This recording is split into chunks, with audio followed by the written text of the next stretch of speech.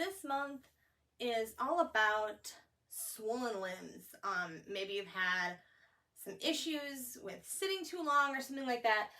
So today we're going to talk about reclined bound angle, or maybe known as butterfly. We're going to do it against a wall. So we're going to come onto our mat just as if we were going to come into legs up the wall. So bring the hip to the wall and we'll swing the legs up. Now you could use a bolster, obviously, under the hips if you need. If you find that more comfortable, go ahead and do that.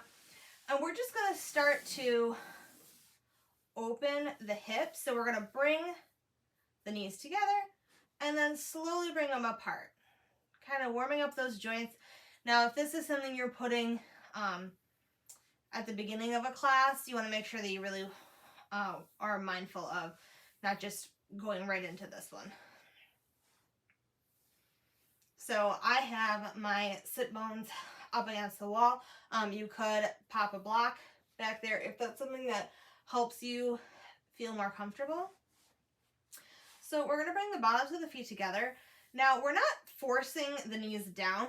We're really going to focus on the hip joint and allowing that lateral rotation, sinking down with a heavy tailbone or coccyx. So as we bring the feet down, we just really focus on, if your legs are out, that's totally fine. I tend to be tight in this area. I know some of you are going to be like flat up against the wall. That's okay. Everybody's hips are built differently, and so that's important to keep in mind. So like this is comfortable for me, and we can press the feet into each other if we want to make this a little more active. As we roll the head of the femur, we want to keep in the joint, right? The head of the femur, we want in that acetabulum, it's the ball and socket. And we want to keep those together.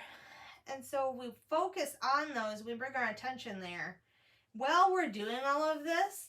So if we're working on, let's say we have a swollen ankle, right? And we've done legs up the wall and different things. This is another way we can incorporate it. Or we could use this as a transition to getting up. So we can bring them down as we lengthen here.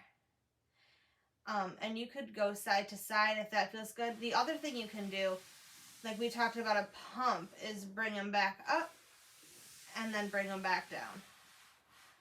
Just a nice variation on this pose because we are still allowing that fluid an easier route right back to where it needs to go if we are dealing with some swelling of the lower limbs or feet.